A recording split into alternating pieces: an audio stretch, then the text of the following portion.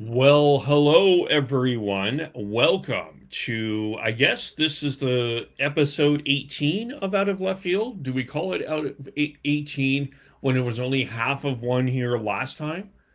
Let's Jonathan? let's go with that. All right, welcome to episode 18 of the Out of Left Field podcast. I'm Kevin with Jonathan. Jonathan, how do we follow us? Yeah. So as well, you can almost see on our new background. Um, we are on all the socials, Facebook, Out of Left Field, um, YouTube. The episodes are on YouTube and Spreaker, Out of Left Field, and Out of Left Field podcast, and X and Instagram at Out of LF Pod. And so the new background that we have in for this episode, we will tweak that a little bit for next episode so you can clearly see all of our social addresses as well as our personal X handles. And that'll make it much easier for you guys to follow us and engage with us on our pages, so I don't have to keep running it down every episode. But yeah, follow us on there. It's going great on there, and we're slowly growing as we go. So yeah, stay tuned for the finished product on our background next episode. All right. Hey, you did a great job. It's just tweaking. It happens. Some idiot didn't know how to put a background up for uh, 20 minutes before we started here. Well, not mentioning my name or anything, but there we go. So, um, yeah, tweaking as we go.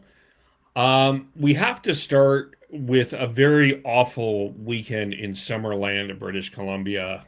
For those who are not aware, and possible that you're not, depending on where you are in either in the country or where but the wildfires have taken a very severe turn in the Okanagan, and so much so that it was so weird Friday night, Jonathan, just kind of just seeing on social media how that fire started to expand very quickly in the Okanagan. It is a state of emergency now in BC. On a traffic perspective, former traffic anchor here, Highway 97 is closed in Summerland. It's also closed in Clinton. Roads in West Side are closed as well. There's a detour around Highway 33 that you can use if you're traveling in the Okanagan, but it's not recommended that you head over there. If you can avoid going that way, I would recommend that. Highway 1 near the Fraser Highway remains closed. Um, there is about 22,000 people that have been evacuated, including some by air, which David Eby was talking about on Saturday. Flights in Kelowna have been canceled. 14 flights have been canceled. And then there's been some that have been delayed. There's a possibility of a combination of wildfires from French Bat Creek to Bone Ozza Creek. There is more wildfires that are expected. So this is just a brutal. It's been really hot here the last. I don't know if it's been as hot in Victoria as it has been here, but it's been really hot. And we live in a beautiful part of the country here, Jonathan. But it absolutely what happened in Summerland really sucks. And I know that there's been some wildfire concerns on the island as well. So it's just unfortunately just a tough time of the year. Yeah, I'm based in Victoria, out here on Vancouver Island, and we're fine for the most part. And some smaller things, but we're fine out here. You're in the Vancouver area, and I think things are under control in your area. But seeing the updates on the news and social media, yeah, definitely thoughts, prayers out to those affected. Hearts go out to those who've been extremely affected by everything going on. And yeah, like you said, it's been a hot summer everywhere, especially in the interior. So Yeah. yeah, we're a baseball show, but much more important things, and we know we have some community members who watch our show who are around those areas. So we wanted to make sure we give it a moment to acknowledge that. Yeah, and of course, just a shout out to co-host of the Shifts and Pucks podcast, Chris, who is out there living in that area right now as well. Speaking of shifts and pucks, do want to touch on this. We both have tremendous amount of respect for him, so I did want to bring this up. We don't have to spend a heck of a long time on this, but he is worthy of acknowledgement in Canada.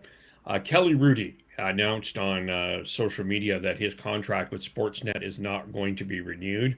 It sounds like Sportsnet is making some significant changes to their lineup next year, according to reports. And so it looks like Kelly Rudy, and this is a big hit not only to the old Hockey Night in Canada background. Um, it is the also a big hit to the Calgary Flames because Kelly Rudy was a color commentator for the Flames regional sportscast. Reported replacement is Kevin Sawyer, who was a broadcaster with the Winnipeg Jets. So we'll see what happens on that front there as well. Yeah, Kelly Rudy is a man. He got a lot of praise on social media. He's a man that I think both of us respect for his candor on mental health and all of that sort of stuff. Son of the positive parts of life. So he will be missed on Sportsnet. I wouldn't be surprised if he turns out another channel quite quickly here. He's popular enough, but we won't necessarily get into that. But I did want to know it's important to acknowledge the impact that Kelly Rudy has had for over 30 years on Hockey Night in Canada. Yep, absolutely. I'll echo all of that. Respected, ex-player, respected hockey man, and broadcaster. And you mentioned the being open about about mental health and how important that is. So yeah, important to give him a stick tap for sure. Yeah. Do we need a better like a ball tap? I What's the baseball term for this? I always thought it was tip of the cap for Tip baseball. of the cap. Tip of the cap. Okay. So I did do a solo episode talking about the Seattle Mariners on Thursday, but we will start with the Mariners here because they did do their 50th anniversary celebrations. And they did do the list of 50. I'll quickly go through them. They didn't do them in a countdown order. They had the Hall of Famers, which were the Mariner Hall of Famers, which were Ken Griffey, Johnson, Ichiro, and Ken Griffey Jr. and Jay Buhner included in that list. So there's 16 starting pitchers in the list. Floyd Bannister, Jim Beattie, Luis Castillo, who was traded a couple of weeks ago from the Chicago White Sox, Freddie Garcia, Logan Gilbert currently, Derek Hansen, Felix Hernandez, Hishua Ikuama, Randy Johnson, George Kirby, Mark Langston, former Montreal Expo, Mike Moore, Jamie Moyer, and Canadian BC, James Paxton, Joel Pinheiro, and Brian Wu were on that list. Relievers, there are 6, Norm Charlton, former Red, Mike Jackson, Andres Munoz, current stopper, J.J. Putz, Arthur Rhodes, Kazuhiro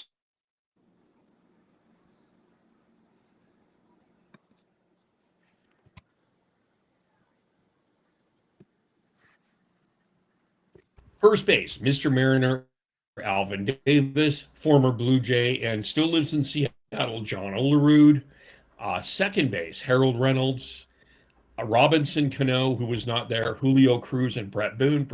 Cano is still playing baseball at 43 years old. I believe he is playing in Mexico, if I remember correctly, but he's still playing baseball. He was not able to attend. Third base, Adrian Beltre, who was there, Kyle Seager, who was not. Shortstop, current third baseman J.P. Crawford, Alex Rodriguez, who mostly got a standing ovation. He did get a smattering of boos, but it was mostly a standing ovation. One of the most talented players in franchise history. Left fielder, player who played in the 80s, Phil Bradley, and Raul Ibanez. Center field, which I think has been the premier position of the Seattle Mariners over the years. Mike Cameron, Ken Griffey Jr., Dave Henderson, Franklin Gutierrez, Rupert Jones, and Julio. Uh, yeah, great list there. And then right field, Ichiro, Jay Buhner, Mitch Haniger, and DH Nelson Cruz and Edgar Martinez. And described as utility, Bruce Balke and Mark McLemore. So those were the 50. They didn't do them in a list. I did do a list, which were my top five were Raleigh, Randy, Edgar, Ichiro, Griffey from 5 to 1. One being so Griffey 1, Ichiro 2, Edgar 3, Randy 4, Raleigh 5. I got a little bit of pushback on social media for Raleigh 5, which surprises me because nobody has the clutch playoff moments that Cal Raleigh has. I just can't imagine. He is fifth. I don't think there's anybody else that I can. I guess the other guy you could maybe argue is Alex Rodriguez, but he never had the playoff moments that Raleigh had. So I kind of that's why I put Raleigh ahead of A-Rod. Anyway, that was sort of my opinion on that. Yeah, and the master list there the team rolled out just kind of from an outsider perspective, Canadian perspective. There's some names that catch my eye. On a personal kind of related note, of course, Ichiro. My first major league game I ever attended was 2001, Ichiro's rookie year. I believe it was a July game against the Kansas City Royals. 4-0, 11-1. Joel Pinheiro was the starter that night. So that was the crew with Dan Wilson, Edgar Martinez, John Olerud, a Mariner and a Blue Jay, John Olerud, probably the most prominent Mariner Blue Jay. He was part of iconic teams for both franchises. Alex Rodriguez had a very short stint in AAA with the Calgary Cannons when they were affiliated with the Mariners. And I think, Kevin, in your backstory of how we got here, I think the Cannons had a role in you becoming an M's fan, did they not? Yes, because they were the farm team of the Calgary Cannons were the farm team of the Seattle Mariners, so it caught my interest. So I remember Alex Rodriguez played for the Cannons, Edgar Martinez played for the Cannons. I remember Danny Tartable. Those are the three names I specifically remember. I think Alvin Davis played a bit. Harold Reynolds played a bit in Calgary as well. So, yeah, that's the connection that I kind of came up with, how I became a Mariners fan. And I mean, there's more I could talk about, but the only other one that I wanted to make sure I got in there was Canadian James Paxton threw his no-hitter in Toronto against the Blue Jays in 2018. Yes. Remember, for personal reasons, I remember that night vividly. Watched that game with a good friend of mine, and it's kind of weird being a Blue Jays fan, and he did it against the Jays, but that was a cool night, and he came back out of retirement and pitched at the World Baseball Classic this spring for Canada. Yeah. So yeah, fun to look back on those old teams, and the Jays have their own history weekend coming up at the end of August. So in a couple of weeks, we'll do more of a deep dive into Jays history too. Yeah. Yeah. It was really cool. to see all of the players, and it wasn't that wasn't it. They Alvin Davis, Mr. Mariner, came out and gave a really good 5 to 8 minute speech about the importance of the Mariners and just kind of pushed this current team, which we'll get into here, to another level. And yeah, he gave a great speech. It was absolutely great. Then I think then there was two really great moments. And the first one was, of course, Rick Rizzs has been the play-by-play voice since 1983 of the Seattle Mariners. Him and Dave Niehaus used to be the pair. Of course, Niehaus, rest in peace, passed away. But they surprised Rick Rizzs, and this was a very legitimate surprise. He wasn't even expecting it, but Rick Rizzs was unanimously selected to the Seattle Mariners Hall of Fame, and he got an a very large standing ovation. By the way, just on a side note, if you don't believe that sports radio is important, I suggest that you find a video of the Rick Rizzs standing ovation that he got. If you like, it just that's the radio play-by-play voice, and of course, I think in baseball, it's always been more important or been more valued than other sports. I think hockey is valued at the least in some ways. I don't even think it's that. Um, I don't even think hockey's less valued at. I think baseball is just I think baseball is the easiest sport to listen to on the radio because I used to listen to the baseball on the radio all the time. I remember listening to Tom Cheek and Jerry Howard, which I'm sure you'll get into in a couple of weeks. We'll talk about that, but yeah, just the importance of the sport of the radio. Um, just it was in display in Seattle with Rick Rizzs, and he was legitimately surprised. Like you saw the tears in his eyes, and he was even mentioning on the radio broadcast. Everybody else knew, like the entire broadcast crew, Gary Hole, Shannon Drayer, everybody else knew, but Rick Rizzs. They kept it from him. They did a really good job of keeping it from him. He was in tears for most of the radio broadcasts as well. Just feels like a really genuine human being. Well deserved. Congratulations to Rick Rizzs. I think that's excellent. And then, in another amazing surprise, Lou Pinella throws out the first pitch. He's of course was the manager of that great 116 team win in 2001, greatest manager in Mariner history. Throws out the first pitch with all of the top 50 surrounding him. They did a fantastic job on with this night. My only little thing was how hot it was. Why on earth are you giving them winter coats to wear? I mean, those are really nice coats, but oh my gosh, it's plus 25. What are you doing to them? Was my thought. Yeah. Anyway, that was a great night.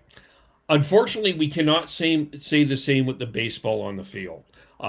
Three times in this series against the Tampa Bay Rays, they had the tying runner on base or at the plate, and three times they come out with a loss. They were swept by the Tampa Bay Rays. They scored a total of 5 runs in this entire series, and boy, it's just on the field like.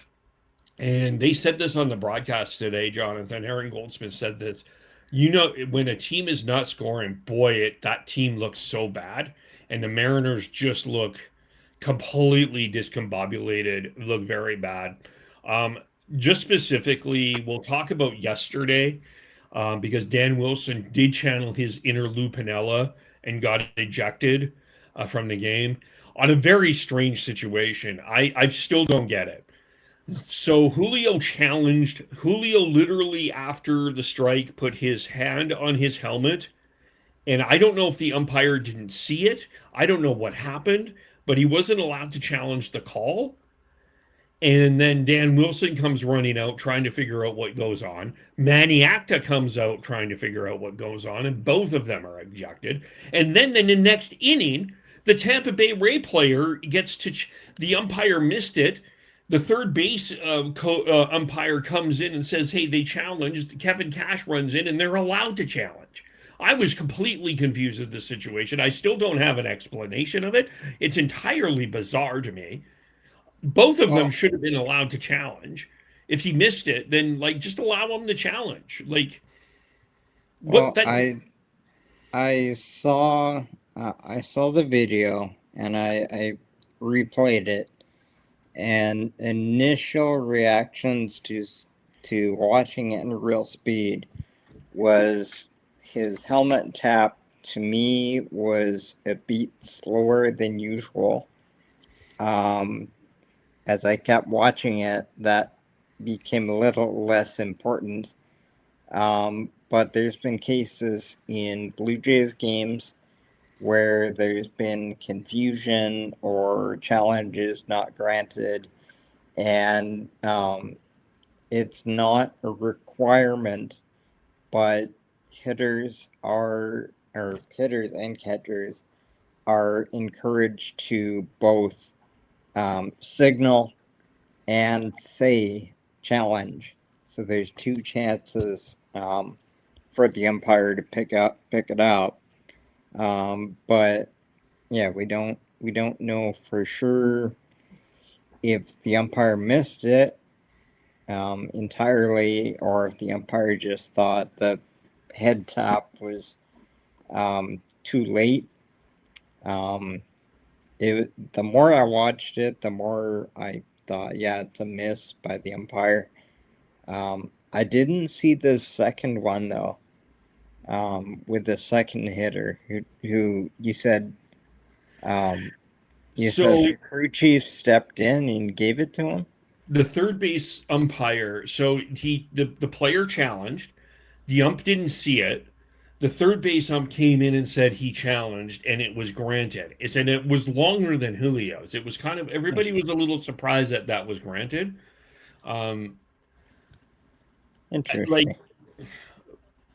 I commend, I guess, in terms of an umpire, in terms of an umpire situation, that's what you want, right? If the umpire in behind the plate has missed it and someone else has noticed it, you should work together. But that didn't happen during the Julio call, and it happened during the Tampa call. If it happens to both or both miss, I think everybody is okay. But one missed and one didn't. It's a bit confusing. Yeah, I would probably agree with that. Yeah. Now, but speaking of Dan Wilson, ultimately this seat, like the thing that I've been thinking about here, Jonathan, is I don't. This was an important weekend for the Mariners in terms of just getting eyeballs on the history of the team. And you come out of this road this week 1-5, you get swept by the Rays. Now I grant you the Tampa Bay Rays are still the best team in the American League. I stand by that. I've said it all along. Um, they just slap balls around. They find ways to get on base. It is annoying in a lot of ways if you're opposing them, because it's just how do they what like the what how what, like you blink and there's two people on base. Like it's just crazy. Yep. And then they pitch. Um, yeah. I guess my ultimate wonder here, and there is a day off on Monday. That seat around Dan Wilson has to be hot.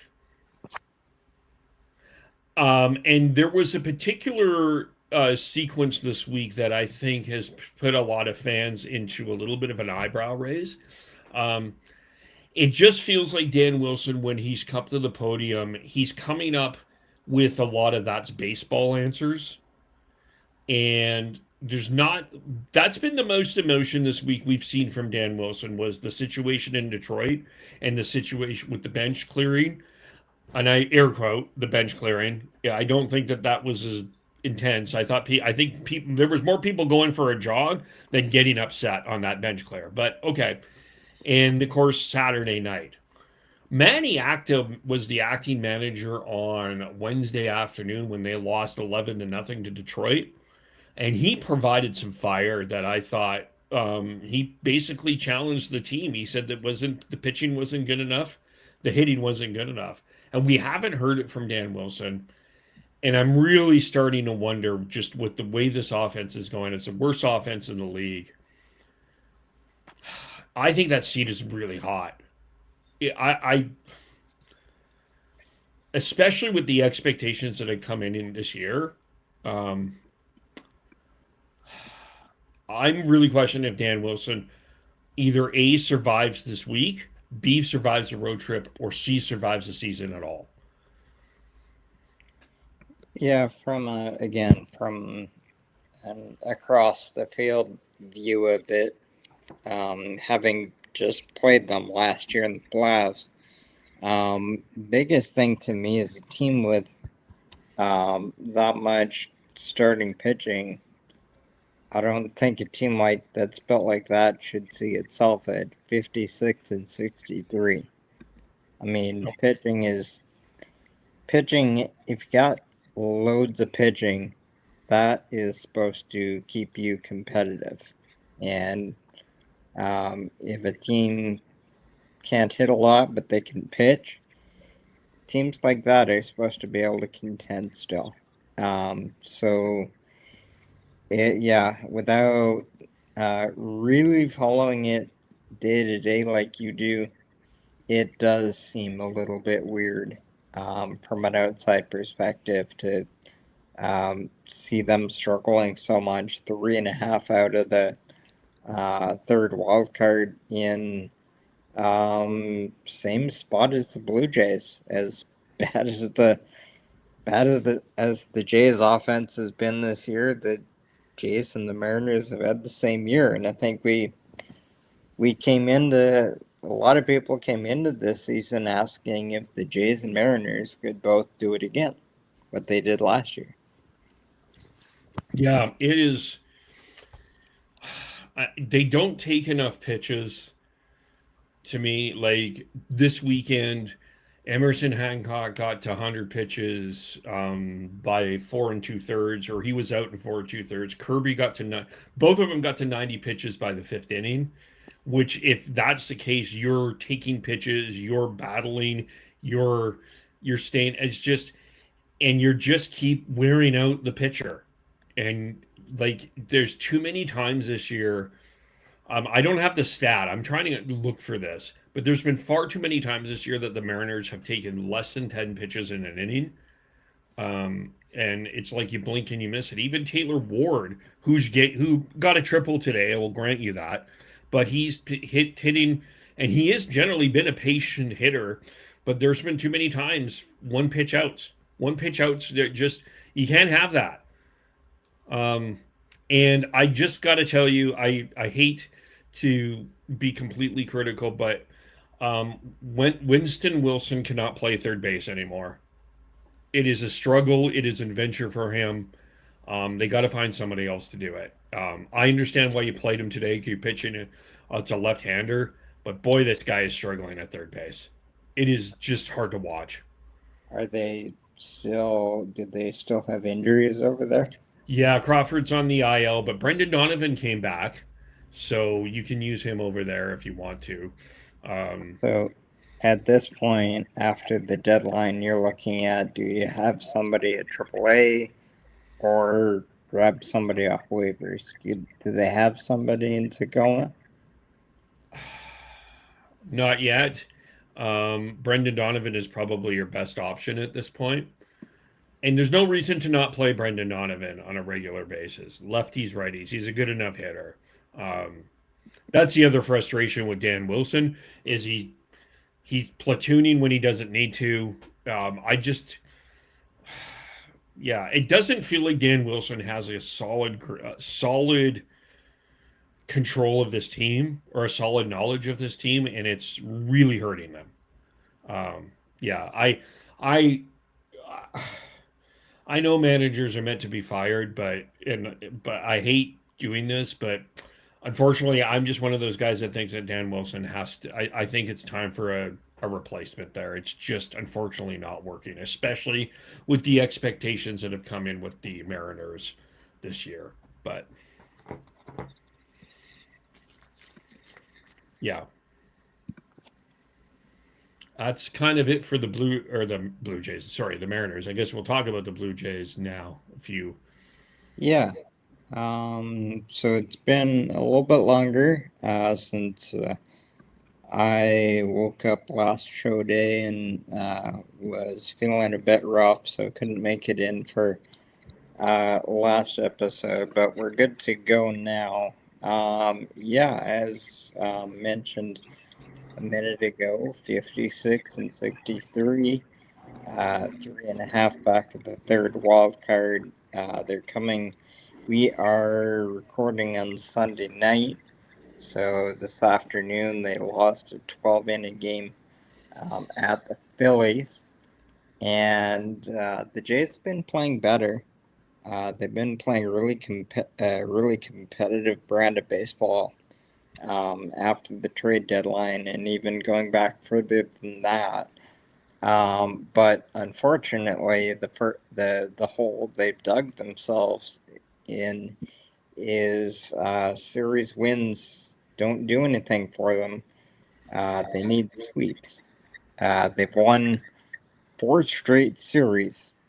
They did drop a one-off game to the Cubs, which was a makeup game, but 4 straight series wins, but no sweeps in there. So they're still 3.5 out of the playoffs with the calendar shrinking. Um, Big development this week for the Jays was Trey Yesavage leaving his last start early. He was warming up between innings, and his knee appeared to buckle a little bit. Was removed, and now word is he's going to see a knee specialist. And John Schneider acknowledged that when you go to a specialist, surgery is one of the possible outcomes. And that is bad news for the Jays, not only in their last ditch bid to try to make the playoffs this year, but because this is still an important development year for Trey Savage. Of course, you had the 4 starts at the end of last year heading into that magical playoff run. But this year for Savage started a month late with injury.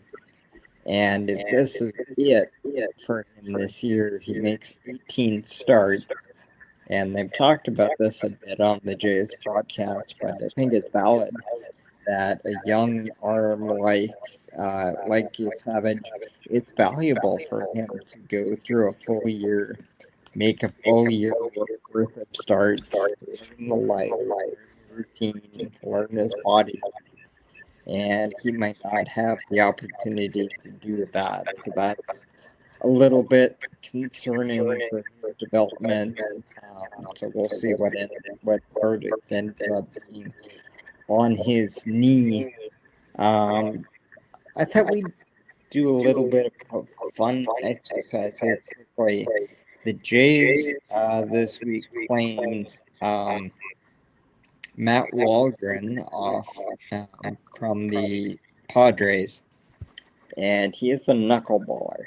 He's not exclusive like the traditional knuckleballers of decades past. But it is one of the pitches he throws. And I saw a tweet a couple of days ago saying that the Jays could run out Trey Savage straight over the top, Richards, who's as low as it gets for a release point, Waldron, a knuckleballer, and Louis Varlin, the Pedro at the end of the bullpen. 4 completely different styles, and it just got me kind of thinking about, you know what, I enjoy that style of pitching just as a fan, watching different styles, different arm angles, different velocities, knuckleballers. To me, that for me personally, that's a little bit more of a compelling thing to watch than endless strings of 98 mile an hour. It just I know where it's going, where the game's going, and I'm not fighting it. It just got me kind of missing the variety that we used to see. What do you have any thoughts on that? If I was ever a pitcher, I would have I would have been a knuckleballer because I just it's annoying to batters because it's you think you can hit it and you can't. And it's just like my mom used to be a fastball pitcher and she pitched really fast and I'm like you, I understand where the game is going, but we like you kind of look back in terms of baseball. I mean, you put a list of a few players: R.A. Dickey, a former J; Tim Wakefield, a well-known one; Charlie Huff was back in the from the '70s to the '90s. The Negro brothers, Joe and Phil, both had a knuckleball.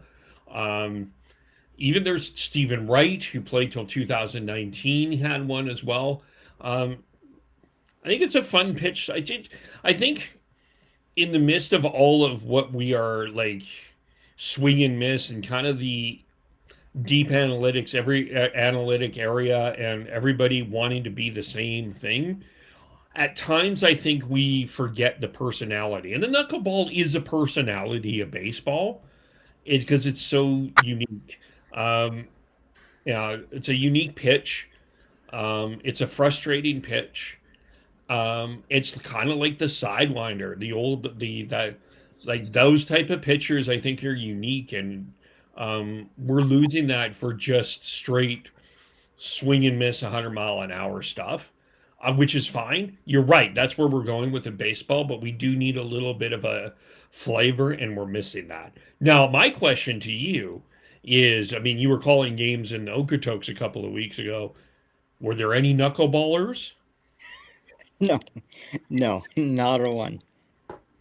That's kind of It, sad. it's I want to be a little a little I don't want to be too general in how I say it. But the most important thing that gets you noticed, no matter if you're in the bigs or you're a young player trying to get scouted, it's the radar gun first. Yeah. Before anything else, it's the radar gun is the most important thing. You see, you see big league pitchers with their scoreboards everywhere in big league parks now. You see big league pitchers turning and looking at the velocity reading after every pitch. But like kind of like you were saying, to me, baseball, the fun part of baseball is it's a game of change of pace and adjustment and different styles. Going to the offensive side, different batting stances, and it just I feel like the previous era of baseball had a little bit more character to it. Um, that's not saying one is better or worse. That we tend to have that fight all the time. Which brand of baseball is better? They're just different, and that's fine. It, times change. Life is always changing. They're just different, and I came up in that era, and so it just kind of when the Jays got Waldron, who might be the only active knuckleballer, it just got me thinking about some of the old names, like you talked about R.A. Dickey, who played for the Blue Jays, Tim Wakefield, Lloyd Tim Wakefield played for the Red Sox. Yeah, that was fun to think about. Um, but yeah, there's not a whole heck of a lot. Oh, I saw a tweet before we started today. the Blue Jays in the last 5 days, this was from, I believe, Heath Law. The Blue Jays have played 4 extra inning games in the last 5 days. And for a team whose pitching got thinner at the bullpen, I'll rephrase that, their bullpen got thinner at the deadline, trading Hoffman. Because their rotation got deeper, but their pen has gotten thinner, and that's shown up with some lesser arms put into bigger spots. They're playing so much extra baseball this last week that is kind of highlighting that. So they're playing a difficult brand of baseball if they want to pull off some miracle run, which it might only take 83 wins to get in the playoffs in the It American might. League. That's yeah. Um, yeah, um, yeah, actually, I'll save one thing for the very end before we log off. But let's go to that wild card. How about? So right now, the third American League wild card is the Texas Rangers at 59-59. Who sold at the deadline, by the way. They did, yep. Um, so 82-80 by using that math how it stands now. 82-80 could get you in the playoffs. And we're kind of, while we're on this theme, we're talking about different styles of years past. It's so much easier to make the playoffs than it used to be with the 3 wild cards. Now, I think we'll agree that it has increased the chances of more teams to make it, which engages more fan bases. I think it changes the trade deadline. I think we saw more teams waited a lot longer to decide if they were a buyer or a seller, and teams like the Blue Jays tried to be both. And then you have a year like this here in the American League where a really low win total could get you in. Um, do you have feelings on that? Does it bug you that such a mediocre team could and will make the postseason? No, because I think I think this year in the American League specifically, um, there's been really there's been one consistently good team all year. That's been the Tampa Bay Rays. The Yankees have been on and off. The Red Sox all of a sudden got hot. So the American League has been wide open for most of the year. Even Houston, like you look back, Houston was what 21. They were 10 games under 500 at one point. Now they're first place in the AL West, and they're barely over 500. Um, it doesn't bother me because I think, yeah, it doesn't bother me. I just like from the American League perspective, I think the only thing is it does feel like the National League is probably going to be the side that wins the World Series. Like I don't really see a World Series contender out of the American League other than maybe Tampa Bay. I look at the NL and I think that like I just watching the NL and I think you've got 7 teams that I think that I would put if I was doing power rankings, there would be 7 NL teams and 3 AL teams. That I think the what is the problem is the unbalance, but yeah, um, but we've seen like with this new era with the extra team, we've seen the Texas Rangers, Atlanta Braves win World Series with under 90 wins. So it's I think we're kind of I think we've kind of seen the mediocre win or sort of the mediocre win. So, but I think it's just so much more pronounced in the AL with so many teams that we're seeing like they're struggling. So, Yeah, I think this year is kind of an outlier.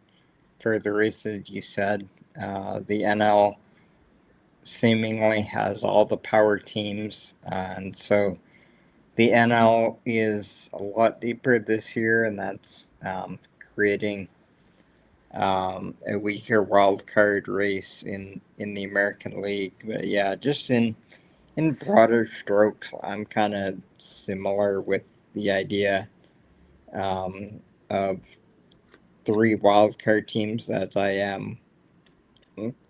I approach it the same way as I do that conversation about different styles of play, where I see how it engages more fan bases for longer, and that part is probably good for growing the game, keeping more fan bases engaged. So that is probably worth it.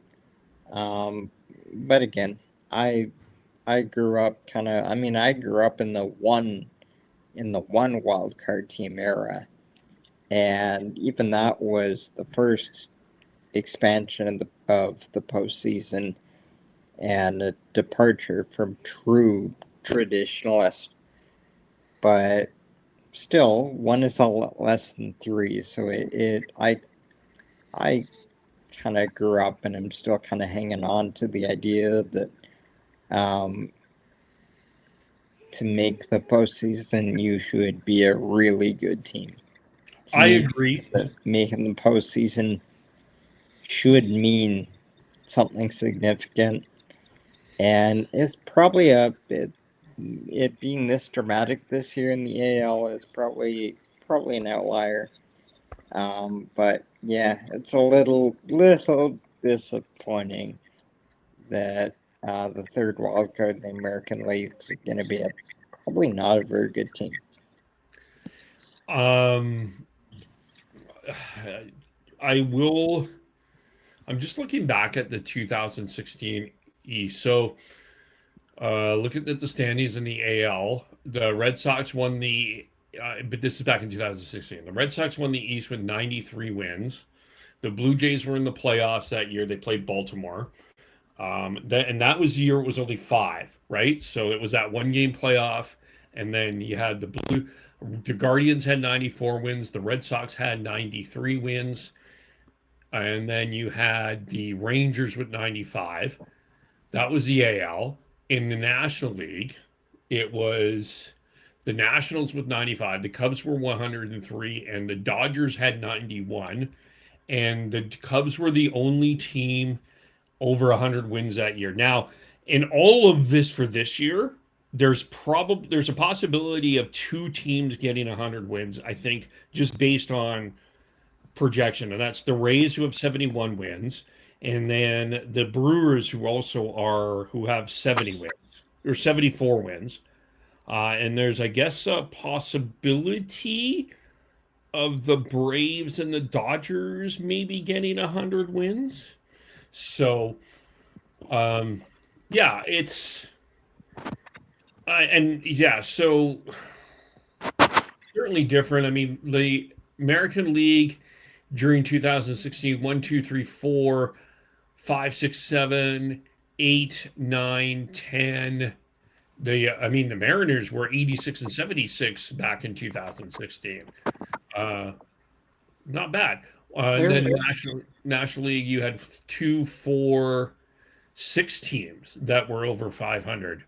So it feels like a bit of a shift. Now, I don't think this is off the table, Jonathan. An expansion of a playoff is certainly going to be on the table with the next collective agreement. and I'm not sure I've heard of this one. Another fourth wild card. Yeah, I would not be surprised. Are we adding expansion teams as well to make this happen? What do you think we are, the NHL? Just that was funny. Was that I, funny? I, uh, I'm just like, is this out there somewhere that we're adding teams and playoffs at the same time? Um, Where else are you getting revenue from? Your two areas you're getting revenue are A, expansion, which I think is going to happen eventually, Yeah, and B, playoffs. yeah. And I'd have to see it. I don't think I'd love it, but I'd have to see it. And I yeah, mean, we've talked about expansion a lot. I mean, it's out there that Vancouver wants it, so yeah, that's happening. But my brain just hadn't gone to what that would mean for playoffs yet. yeah. I mean, I think it's. I wouldn't be surprised if this gets discussed in this collective agreement. Um, I think it's on I think it's on the table. Yeah, Um, would make sense. let's see. By the way, just before we move on, you talked about knuckleballers and just reminded me of something else that I think we're missing in baseball. Kind of the quirky batting stance. The Lenny Dykstra batting stance, just how weird it was. And some of the other ones, I'm trying to remember. Gary Great Carter had kind of a counsel. weird batting stance. Everybody does the same batting stance now. Like we don't have the unique ones as much anymore.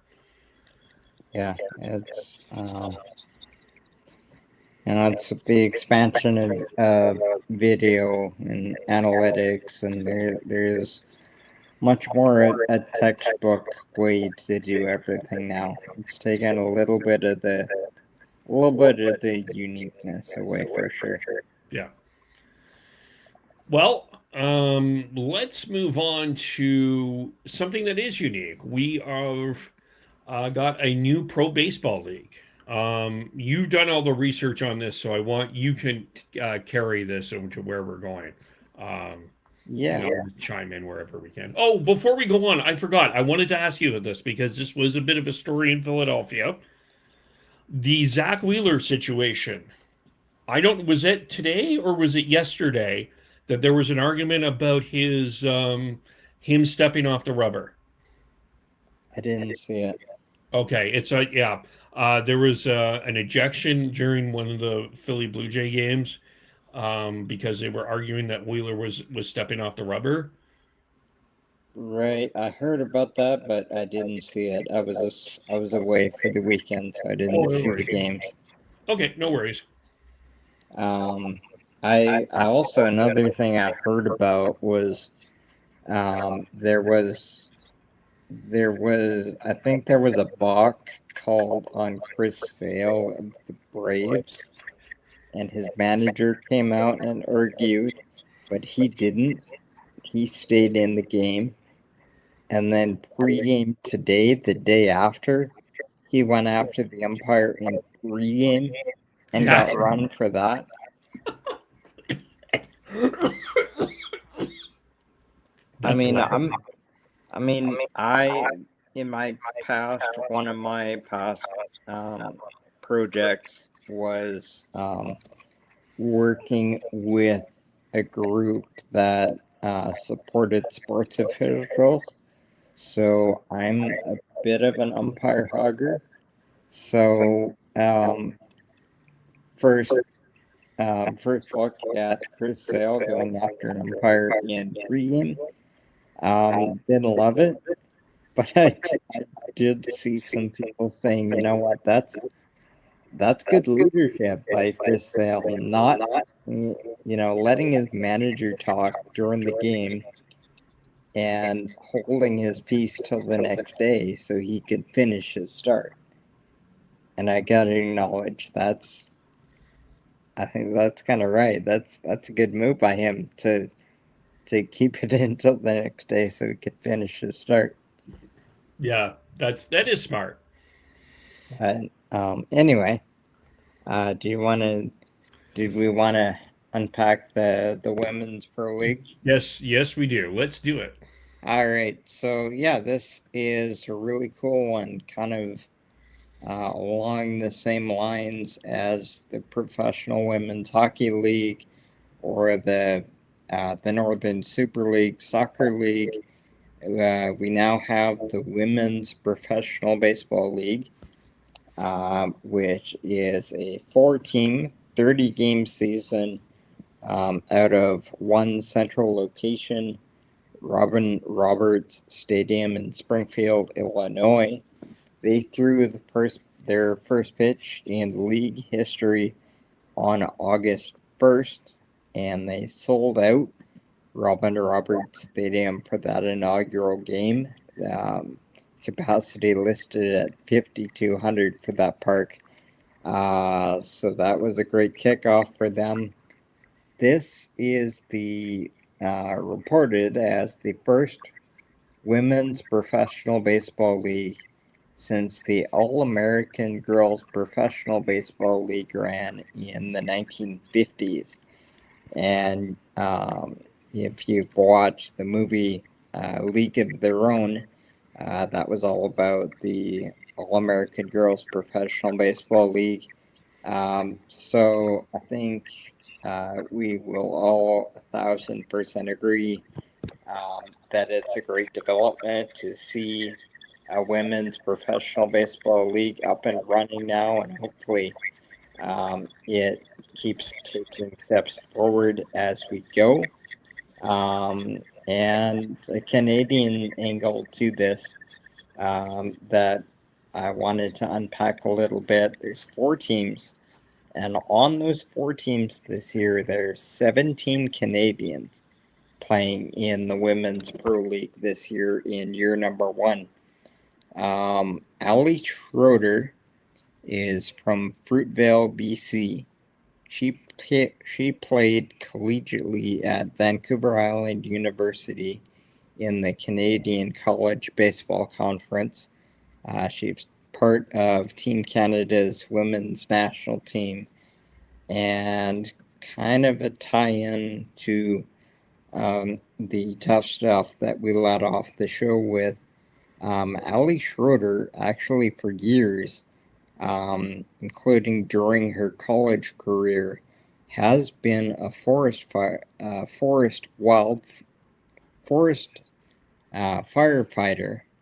in BC. So a major salute to her for that. Another BC product, Rain Padgham from Abbotsford, another Team Canada player. She played at Thompson Rivers University in Kamloops in the Canadian College Conference. Micah Dumais from Quebec City. Emily Baxter, Team Canada player from Oakville, Ontario. Brady Birdsall from Saskatoon, Saskatchewan. She was the hitter of the tournament in the 19U Canadian Women's Championships just before the Pro League started. Andréane LeBlanc from Mount St. Hilaire, Quebec, Team C member. She is also part of the Women in Coaching initiative from Baseball Canada, which is a program to boost training and opportunity for women coaches in baseball. So she's active on the playing and the coaching side, which is great to see. Ella de Bedard, Team Canada member from Gatineau, Quebec. Liz Gilder from Port Moody, BC, Team Canada. Michelle Roche from Burnaby, Team Canada. Juliette Gladko from Vancouver, Team Canada. Sydney Berry from Fort McMurray, Alberta. Jada Lee from St. John's, New Brunswick. She played this spring at UBC in the Canadian College Baseball Conference, and a distinction to be made there. UBC has been a power in the NAIA, a similar American-based college athletics association, similar in concept to the NCAA, but UBC's main team has been a power for decades, and they produced draft picks and big leaguers like Jeff Francis. And they have now launched another team that competes in the CCBC, and that's where Jada Lee played. Madison Willen from Edmonton, Team Canada member. Claire Eccles is an outfielder from Vancouver, and I actually had a little bit of time with her a few years ago. She was a pitcher for the Victoria Harbour Cats in the West Coast League. College Summer League was the first female player in the history of the West Coast League. And she's now playing center field in the Women's Pro League. LED Samaro from Mount St. Hilaire, Quebec. Zoe Lardo from Welland, Ontario. Sarah Boileau from Rivière-du-Loup, Quebec. Those are your 17 Canadians. The head coach, by the way, of the Canadian Women's National Program is Anthony Pluta. He was an 11-year pro pitcher. He's from Victoria, BC. Wanted to give that its due.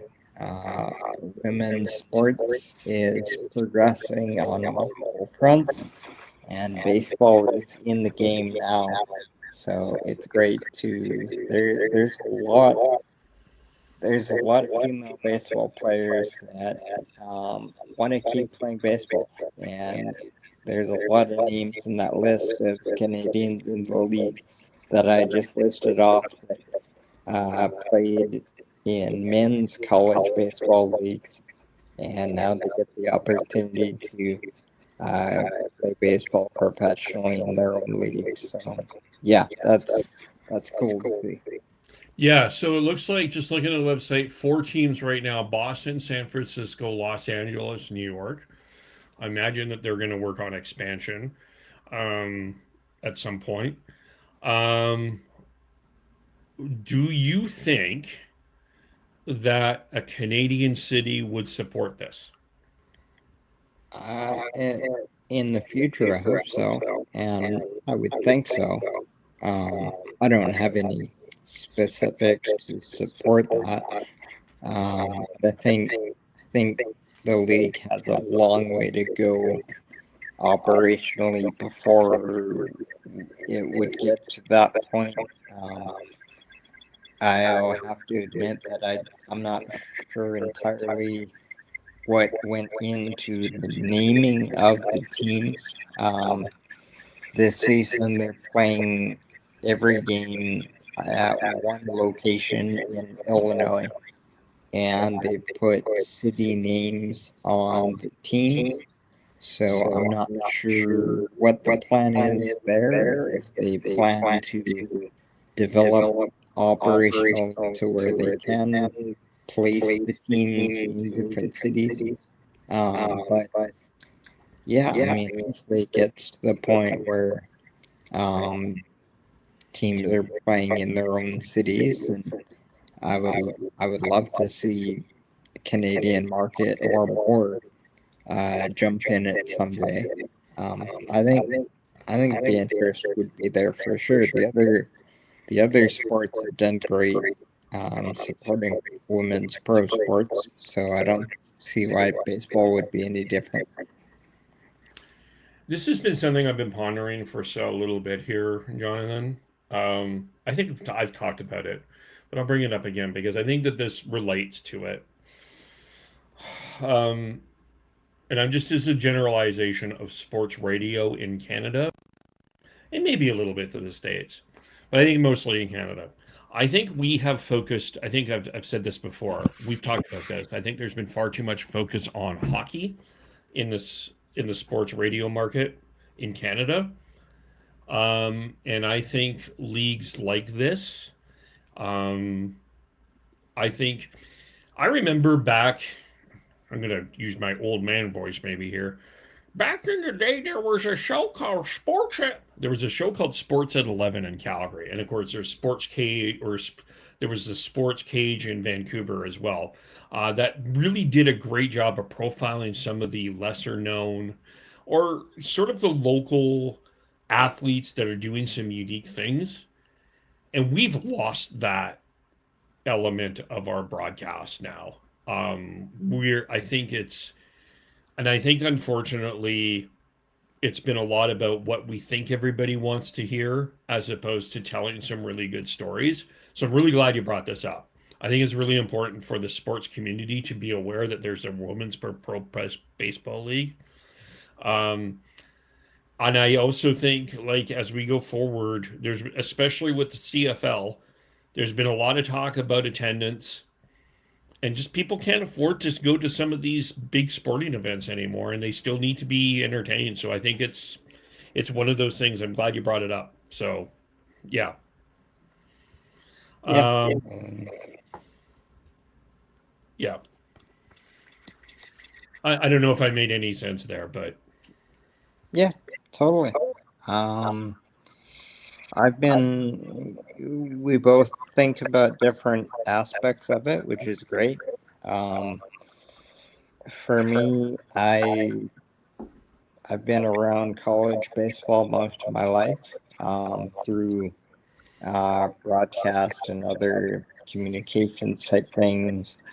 I had a role in the baseball department of the Victoria Harbor Cats for a while, which is where I met Claire Eccles when she pitched for us. And I've seen in the spring following the CCBC, I saw Jada Lee myself pitch in Nanaimo and pitch very well in that conference. And so just kind of like what I said before, there's a lot of women that want to keep playing baseball. And this is a proper avenue to keep doing that, beyond playing in men's leagues or, and this is a supplement to the women's national team. So similar to what we're seeing with a centralized professional women's hockey league, baseball players are getting it too. So more opportunity for women to play at the highest level of their sport. So, great things all around. So yeah. good. You had something else you wanted to bring up around the Blue Jays? Yeah, just kind of just a look ahead. We're talking about how the schedule is shrinking on them, and they've been stuck 3.5 games out of that third wild card for a bit now, despite playing better baseball. And the next couple of weeks for the Jays, they play their next 13 straight games against American League East teams. So the schedule's getting tougher the next couple of weeks. It'll be good games to watch for sure. But man, it's going to be tough. So the next 2 weeks is that 13-game stretch against American League East teams, and we talked in the first half of the show about the Mariners paying tribute to their history. And coming up on our show in 2 or 3 weeks' time, we'll decide that later. But coming up near the end of the month, we'll do similar on the Blue Jays, because on August 29th, they are converting their level of excellence into the Hall of Excellence, which is just the Blue Jays Hall of Fame, essentially. And the first inductee into the new Hall of Excellence is Buck Martinez, former Jays player, manager, and of course broadcaster.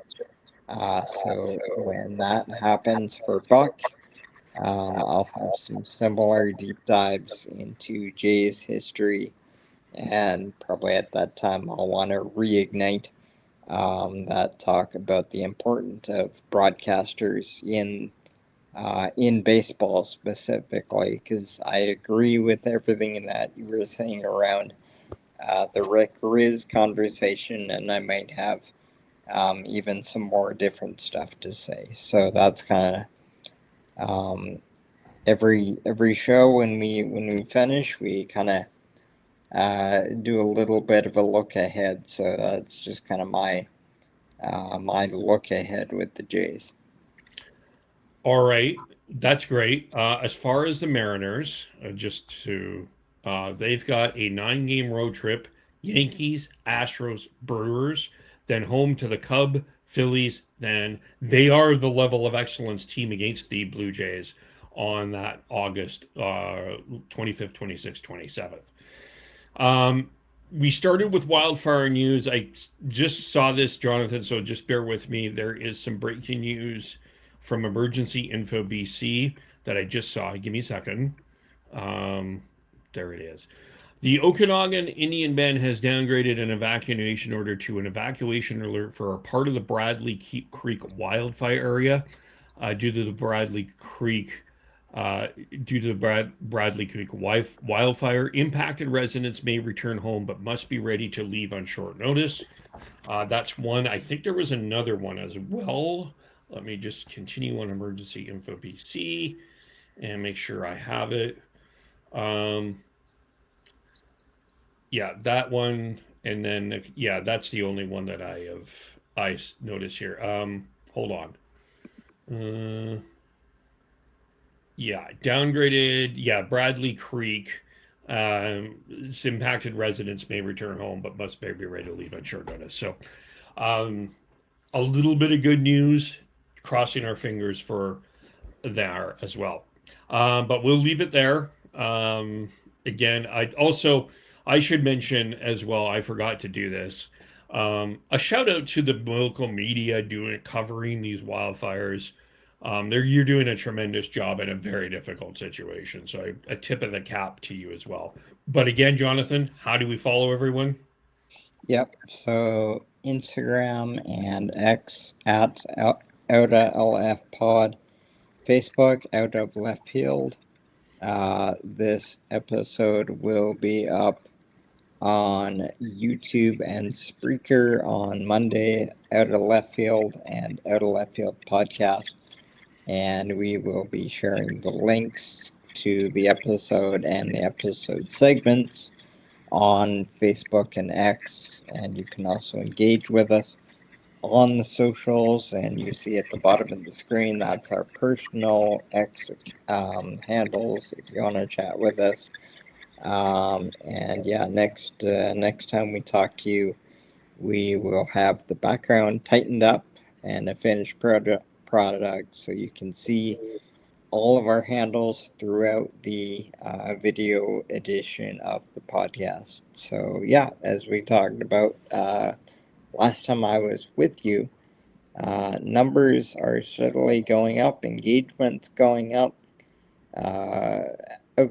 episode audience is going up slowly, so we're efforting to up our game too steadily as we go. So yeah, we appreciate everybody, and would love to interact with you on the pages.